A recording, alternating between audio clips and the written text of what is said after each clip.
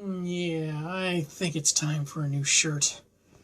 Hello, I'm the Angry Spork, and welcome to the 4th anniversary of Taking Issue. Last year saw the return of Year of the Crossover because, honestly, I have no idea.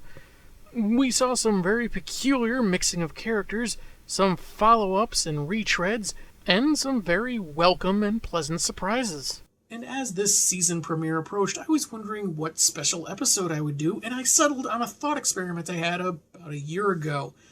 You know that I'm not exactly a fan of the Eternal series. You know, what with certain characters being poorly written and dumbed down and infantilized, all to practically worship a character that had less development than a Burger King crown.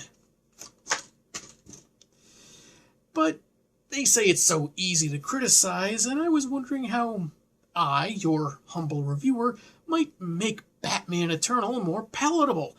And let's just say I have a few ideas.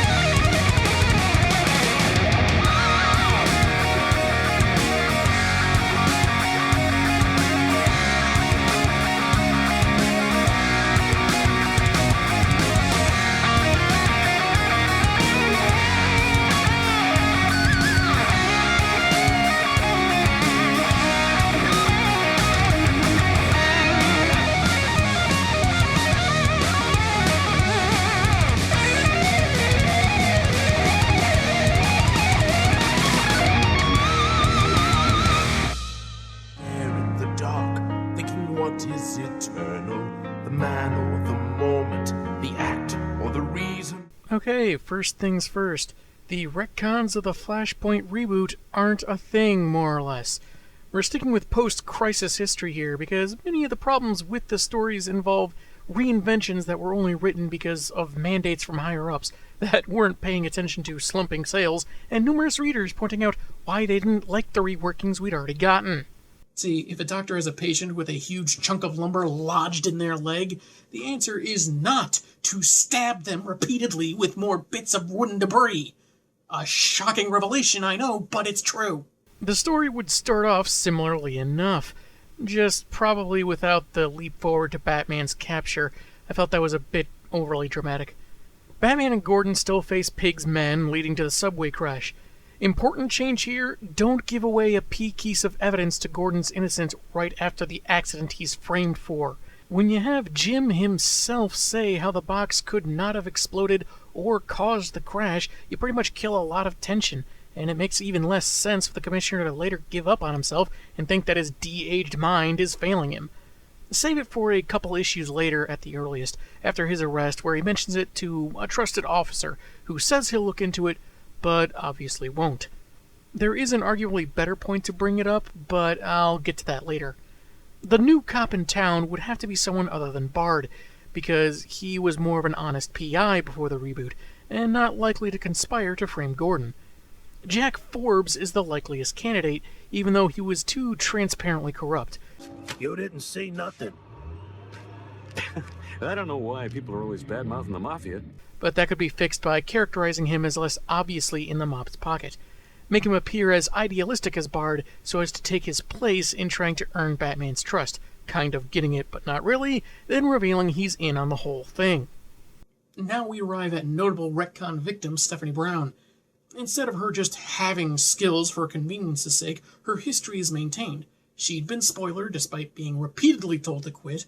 She got pregnant, gave up her child, became Robin, got fired, returned from a fake death, and became Batgirl. So, how does she work into this? Say we keep Barbara regaining the use of her legs and becoming Batgirl again, something I could see Steph encouraging her mentor to do. Meanwhile, Miss Brown decides to take a short break from the vigilante thing, focus more on college. She's living with her mom and is out for an evening stroll, maybe wondering how much longer her sabbatical will take when she notices the house she grew up in when her parents were still together, and noting how odd it was that the lights were on. Since she and her mom moved out, the place had been on the market with prospective buyers quickly losing interest when they learned the place's history. Not that it belonged to a supervillain, but that it belonged to one they'd never heard of. Full disclosure, this house was owned by a super criminal. Cool, which one? Clue Master? Who? He left clues at his crime scenes because he thought he was so much smarter than everyone else. Oh, you mean the Riddler? No, I mean Clue Master. He wore a scarf and he threw some capsules and he... You just made that name up, didn't you? No, he was a real villain. He's got a rap sheet. I've got his wanted poster right here. It's just that... You got anything that was owned by Louis the Lilac? Oh, you bet. Noticing that the for sale sign that had been there forever was gone, no signs that the house had actually been bought, she's suspicious and sneaks inside, finding her dad's cabal talking about their plans for Gotham. She sticks to the shadows, hearing plenty of the conversation until she's struck from behind and dragged before the group of D-listers. But because she's a tougher character, she's still awake, only playing possum in order to hear more. But when Clue Master lets it slip that she's his kid, the mysterious benefactor that struck her insists that he kill her. While she's not entirely sure he'd actually go through with it, she doesn't want to take any chances, so creates a diversion and escapes, wondering why Bruce Wayne was there too. It's still Lincoln March, of course, but she doesn't know that. She's been on the outs with Tim, Cassandra's out of the country on Batman Inc. business, and Miss Brown overall has spent years being the odd cape out as it is. So with her recent focus on college, she's even more out of the loop than normal. She hasn't got any of her usual Bat gear and wants to warn her mom, but knows that's the first thing her dad would expect, so he'll split his forces for a short time, between chasing down his kid and spying on his ex-wife.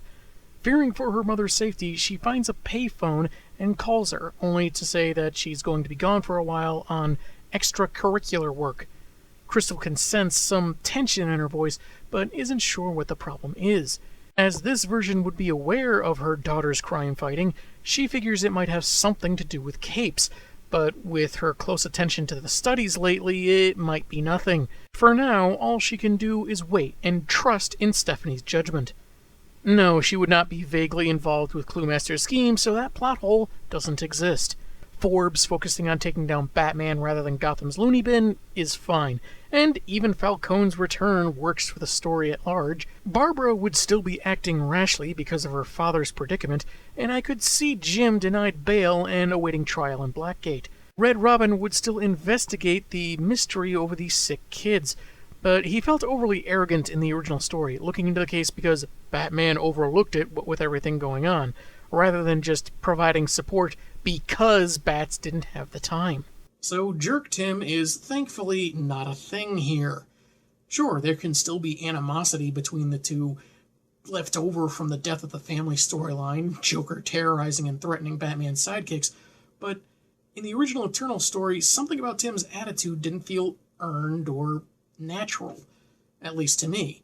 It's not like Drake didn't have problems with Bruce before the reboot, but those times never felt quite so contrived. Maybe because, for all the problems he'd have with Bruce or crime-fighting life in general, he still showed some level of enthusiasm pre-reboot. Thanks to Flashpoint, he became all self-important and egocentric, words that act as the perfect segue to the topic of another character, Harper Row. She repeatedly features in the series normally, but as I said, this is before reboot, so she simply doesn't exist here. There is a God! But, you may ask, who will perform the memorable and unique feats she accomplished along the way that only she could have done, no other character? Like, that the time that she, or when that thing, or that monumental moment. So bearing in mind my previous reviews of noting this character as unnecessary and entitled, this simply means that instead of Cullen, the nanoswarm infects some other poor kid. Who would handle any needed hacking, especially if Barbara is going to be busy trying to clear her dad? Obviously, Wendy Harris, aka Proxy. Suffice to say that pre-reboot she was kind of an oracle in training and could easily cover the tech side of things as needed. Since Harper only exists because DC higher-ups denied Scott Snyder the use of spoiler, that's who would do any citizen saving in Harper's place. My thinking is that while on the run, Steph is certain she saw Bruce along with her dad, and he didn't seem to be acting or undercover, so was he mind-controlled? Did he finally snap? Is this another elaborate plan to eradicate Gotham crime? In any event, she can't risk being spotted in the Batcave, so heads to one of the Bat depots, where there's a prototype of her Batgirl suit, stored alongside some of her old spoiler gear. She'd resume her original identity, including a full face mask instead of the clear parallel to her dad, utilizing elements from both costumes. She would try posting online at first, but when that gets ignored or shut down, she goes back to her old habits, spray painting billboards to get people's attention. Though with all the chaos in Gotham, not many who see it are willing to believe Cluemaster of all villains could be behind it. That, and with a bounty on her head, she can't stay in sight for very long, making the task all the more difficult. This time we'd see her actually doing some good. However, she would face massive obstacles, which, under different circumstances, with enough gear, she'd probably be able to overcome. But given the chaos surrounding her, it's not quite so easy, so she has to retreat and maybe rework her plans. Better than posting blogs that accomplish nothing except revealing her secret identity in an obvious and stupid way. Batman's investigation into Falcone's mysterious return can still take him to China, but instead of Batman in Japan, he meets up with Black Bat. Cassandra was Batman Inc.'s operative in Hong Kong for a while, so it makes sense for her to be there, gather what she could on Falcone, but needing to confront the gangster Fang to fill in some gaps. The encounter with Julia Pennyworth and that revelation goes more or less the same, but with an addendum that, despite the problems in Gotham, Bruce wants Cass to stay in China for the time being, until he has a better grasp of what's going on, and keep tabs on local gangs. Though secretly he recalls how she's the best option to succeed him as Gotham's protector, so he's kind of shielding her in a fatherly way, for better or worse.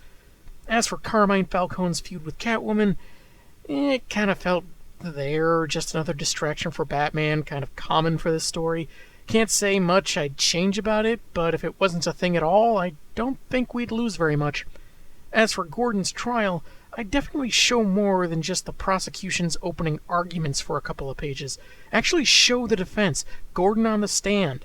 This would have been a good time to bring up the circuit box and how it, thus Jim, could not have caused the crash. It's a dramatic turn of events, offering a glimmer of hope, and to further show the depths of the conspiracy at work. Maybe certain people are prevented from testifying about it. Tim would investigate Sergei Alexandrov alone, finding out what he needs to know about the nanobots, while the trio of Batgirl, Red Hood, and Batwoman continues much the same as in the original story, though maybe with a caveat or two where Jason is concerned. See, he was much more of an anti-villain pre-Flashpoint. Yeah, he had his own lethal way of fighting crime, but he often came into conflict with Batman, Nightwing, and Tim. In a New 52 free scenario, it could be explained that seeing Jim Gordon on trial, someone who's not above using lethal force but is at the same time an honest cop, and that he might have been framed, could motivate Hood to work alongside people he kind of resents. and maybe crushing on Babs has something to do with it too. But as in my first review, I don't see her having low enough standards to reciprocate his feelings. This adventure could act as a way for Jason to begin seeing possible errors in his lethal ways, especially since he can't really shoot Barbara when she gets brainwashed and attacks him. He'd know enough to keep his feelings to himself, since as he is now, Barbara really wouldn't be interested. Falsario still dies, the prison riot can still happen, and the evidence to save Jim is given over to the interim commissioner, this time Forbes, only for it to be destroyed because evil. Alfred would still get attacked by Hush and injected with fear toxin, though maybe not in so graphic a fashion, because yeesh. But someone on the team would have the wherewithal to inject him with a counter serum Batman has for such occasions, because why wouldn't they? Maybe it would not immediately cure Pennyworth, but it would make his later lucidity much more plausible, especially since it was stated in the original story his recovery could last years. Julia becoming Penny too, and Batman fighting the Architect can still happen. Selina confronting her dad Rex Calabrese, it fits with her becoming a mob boss later, but there's just something about Catwoman being of mafia blood that feels so contrived to me. Maybe she can start her own empire some other way, but it feels pretty take it or leave it as far as I'm concerned. Not offensive enough to outright hate, but not good enough to feel all that necessary. Spoiler still confronts her dad the same way, earning a short-lived victory, but keeping her mask on. Especially when she sees Arthur in lockup, sneaking inside instead of clobbering a guard. However, she finds out there's a bounty on her head and that her online presence has been curtailed all the same, but her dad warns her that anyone she could go to with what she knows are constantly being watched. If she goes to the police or the press, her mom will be killed, but hint that maybe Cluemaster isn't necessarily the one making that particular call, so either he doesn't care if Crystal or Steph live or die, or he's not as in charge as he boasts. When Steph later encounters the Flamingo out to collect on her bounty, Batman still intervenes, but when the killer is taken down, Steph doesn't stick around because she's not sure whom she can trust. She doesn't leave a note either, making Batman wonder if this is the same impetuous spoiler he knows or a similar-looking newcomer. I'd completely cut the whole subplot with Mr. Bone, yet another gangster out to kill Catwoman. He served no real presence other than to facilitate the death of a character we didn't really get to know very well, so Jade's death, while technically sad, really didn't have much of an impact. So without the Catwoman killing show to follow the Flamingo to, Batman can just interrogate the flashy murderer about why he's in town, thus learning Steph's troubles. It's shortly after this that Arkham crumbles with Alfred inside because Hush still transferred him there. This time due to a series of carefully placed explosives, leading to the same result of our favorite Butler and Bane having to work together. Though pre-Flashpoint, Bane knew Batman's identity and thus Alfred, and would probably be hesitant to trust him, leading to some tension, up to the point he gets knocked out when Alfred activates a remote bat station. Stephanie fights Hush, but her survival is based more on her pre-existing honed skills, rather than dramatic pacing keeping her alive. Batman can still swoop in to help, but one grenade explosion later, both his old enemy and ex-Robin/ex-Batgirl are gone, and he's curious why the latter is being so evasive. Hush infiltrating the various Bat caches, further alienating the Dark Knight from the police, works for the overall effect of wearing our hero down, so I don't see much to change about it. Bruce losing his company, fortune, and home has the same effect, so that can stay too. Don't think I ever read about how he got it all back, but whatever. Forbes, as the Bard standing, goes through the same motions, doing genuine good as a cop, romancing Vicky Vale, becoming interim commissioner, but then tries to kill Batman. Vale investigates him, turns out he betrayed Gordon because of a Bat wannabe in his hometown, and alienates himself from the other GCPD. Pointy Ears still takes on the Arkham escapees holed up in the abandoned school, but the entire subplot of the sorcery beneath Arkham, as well as the haunting of Luke Fox, all get tossed out. I've got nothing against Batwing. I don't know enough about him to have felt one way or another. He just happened to be given a subplot that had the least to do with the overall story. It's a shame, but so is a lot of what DC's done to their heroes since 2011. If I really wanted to be self-indulgent, he could replace Jason Todd in keeping Batgirl from going too far, just without all that romantic tension.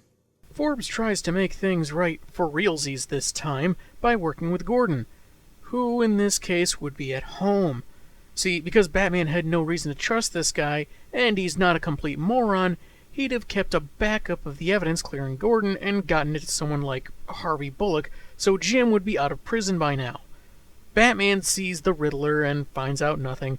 A mystery man offers Batman's arsenal to various rogues, and Vicky Vale's life is endangered because of her snooping. Again, freed from incarceration, Cluemaster tracks down Spoiler after she's taken down another assassin, which is a more believable feat pre-Flashpoint, what with her years of training, rather than just being on the run for a couple of months. Arthur gives her a chance to give up. All the hiding out is beginning to take its toll, as the assassin she just beat, she only did so by the skin of her teeth, and her next bounty hunter may be the one that kills her. All her warnings have fallen on deaf ears, and the conspiracy is too vast for her to stand against. Artie says even Batman is on his last ropes and won't last much longer. He tells Steph to get her mom and leave Gotham within 2 days.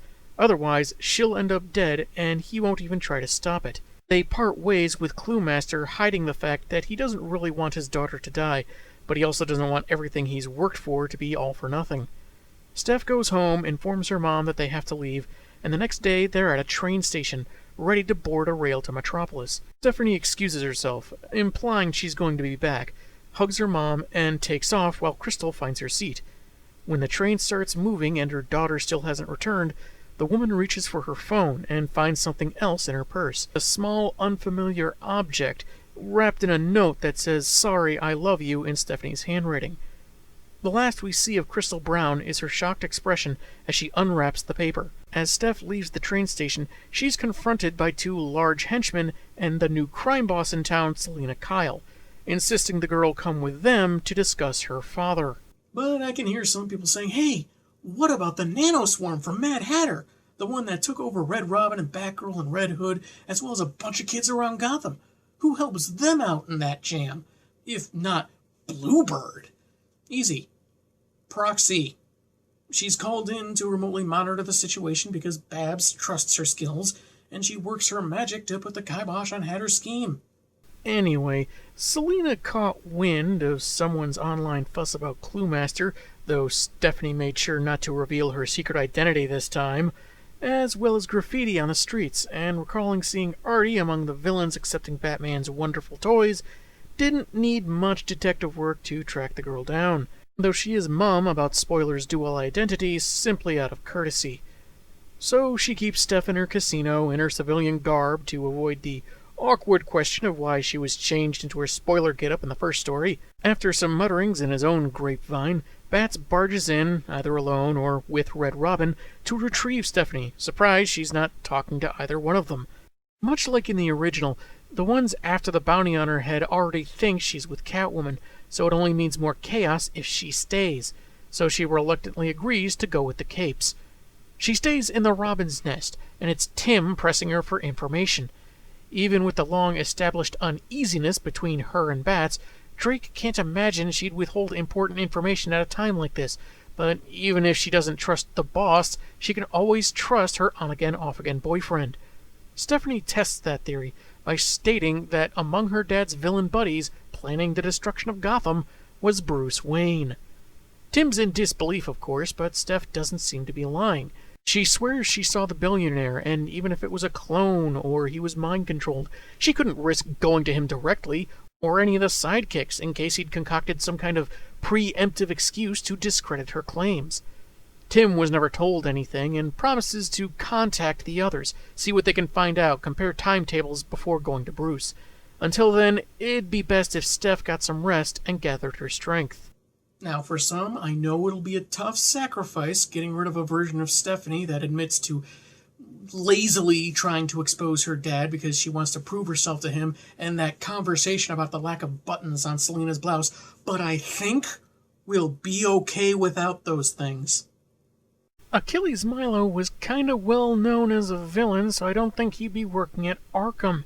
So just swap him out for some new doctor that helped allow for the explosives that destroyed the asylum for a large sum of money, and that's why Batman goes after him. And again, take out the ghosts, the magic, the supernatural element in general. Then you have Batman going to visit Ra's al Ghul, which made some sense since that's who bought up Wayne Enterprises, and a convincing enough red herring for the conspiracy, but maybe leave out the flimsy pretext to justify the series' name. It's another wild goose chase in the end, one that takes Bruce out of Gotham, while some of his rogues put his gear to nefarious uses. Instead of Bluebird taking on Freeze, it would be Spoiler, who heard about the increased villain activity and decided she'd rested enough. She could potentially beat Victor in a fight, or at least not need as much help as Ro did. Bane I would rewrite as using his mecha suit for something a bit more ambitious than a wrestling match in a seedy bar. Maybe just start wrecking stuff in order to get Batman's attention. I could see keeping Hush, escaping his prison, ejecting Julia, and messing with everyone's gear, except Steph, because she's not really reintegrated into the system at the moment. I figured she'd at most lose comms. Tommy's shenanigans do increase peril, but mostly I'd keep it because I love seeing Alfred knock his teeth out. That means Batman would still lose a plane and have to borrow a jet. Though, would he really need to? Come on, I've played the Arkham games. He can just glide back into town, no problem. The prison riot enabling Penguin's escape does still happen, but Gordon was already released, so he's not there. Julia accesses the Robin's Nest, and as I mentioned before, we still get some sweet, sweet Alfred punching Elliot. Batman goes to help the Allies with their enemies, including a different way of beating Bane besides threatening a neighborhood with a plane crash. It's Bruce's mech suit, so it stands to reason he'd be able to disable it pretty quickly and find some other means to knock Bane out. And then we come to a bit of a point of contention for me. Firefly torching a city block. As I've mentioned, my problem is that Stephanie played up how much she knew in the original story, but seemed to do very little to warn people. What I've tried to do was give her the chance to warn people, but face more obstacles, limited resources, and uncertainty about Batman, and her efforts being largely ignored or overwritten. I'll grant that my scenario doesn't seem that different, but I would spend more time overall showing her trying, failing, and trying again, which was pretty lacking in the original Eternal story. Good thing I cleared up space by ditching almost all the superfluous magic stuff and a waste of space sidekick with entitlement issues, huh? So do I keep the torching? It definitely raises the threat level, and I'm not sure what would stop Firefly since he's more of a free agent at the time, not following a specific pattern. But one of the problems I had around this time was that then recent stories since the New 52 began already had so many citywide threats to Gotham happening in a short amount of time. Maybe the fires just aren't as widespread, let's put it that way. Moving on. Batman is still worn out and still walks into the obvious trap to find Cluemaster waiting for him. Now, one thing I haven't mentioned before, because I wasn't sure where to put this idea, was that periodically, Bruce would internally monologue or narrate about some major big events he'd overcome, the well-known villains he'd defeated, Joker, Two-Face, Bane, Clayface. No matter how clever or powerful they were, he found a way to beat them, and so he feels this conspiracy must be a heavy hitter's plan. Contrasting that would be Gotham citizens or his sidekicks mentioning times he fought the lower-tier ludicrous or less ambitious foes like Killer Moth, Crazy Quilt, or Condiment King, guys that would be taken out with one punch. But because they don't meet Bats' criteria for having planned this, and as he keeps crossing more likely suspects off his list, he keeps driving himself more and more to find out who's behind it, unintentionally buying into the hype about him. And if it's really important to shoehorn in the book's title in order to validate it in the narrative or something, when Gordon makes his speech to Gothamites, he can add that helping each other, like the Dark Knight has done for so long, will help keep Batman eternal. There's your CinemaSins roll credits moment, people. Arthur doesn't unmask Bruce just yet. He's saving that for later. He continues to gloat and boast about how many years he's been considered a low-rank Riddler knockoff, and now he's finally outsmarted Batman, wore him down, and now the coup de grace. But before he finds out Batman's secret, he gets an alert on his phone. News outlets have started reporting details of his plan, alongside the devastation to Gotham, details that not even Stephanie could have known. This is where I'd flash back to Crystal Brown on her way to Metropolis. The note Stephanie left her was wrapped around a thumb drive, containing not only the information she had on Cluemaster's plan, but as well as instructions on how to contact Proxy and upload the data to her via Crystal's laptop. With this data, Wendy dug further into the hacks into Gotham's various systems, as well as the bounty notice that replaced one of Spoiler's posts. Cluemaster's anonymity has been shot, and he's in a rage as he's approached by a shadowy figure, one that notes his disappointment as he punches Arthur's lights out instead of cutting his throat. "I suppose it's as much my fault. I should have killed your brat myself." No, it's not Dan Didio, it's Lincoln March in full Talon gear. Though, since AT&T cut him loose from DC Comics, someone might want to check in on old Dan, make sure he isn't building a battle mech suit of some kind. You know, all that extra time on his hands. With the exception that this time Stephanie doesn't try escaping Gotham, things play out more or less the same. Bruce versus Lincoln, the sidekicks saving people, and the inspirational message Gordon relays to the city. Spoiler gets a solid punch in on March, and various allies arrive in time to confront him as well, only for him to escape and be subdued by the surviving Court of Owls. Stephanie is back home, her mom already getting back from Metropolis, and having as much fury as pride for her daughter. Steph has a conversation with a visiting Red Robin, all that confusion about March and his striking resemblance to Bruce being explained. Here, we could focus on how long Stephanie spent being on the outs with other crime fighters, and her being out of the loop made a bad situation worse. She'll still focus on college for the time being, but Tim will make an effort to keep her informed when Batman has a possible long-lost zombie brother, or if anyone's faked their deaths.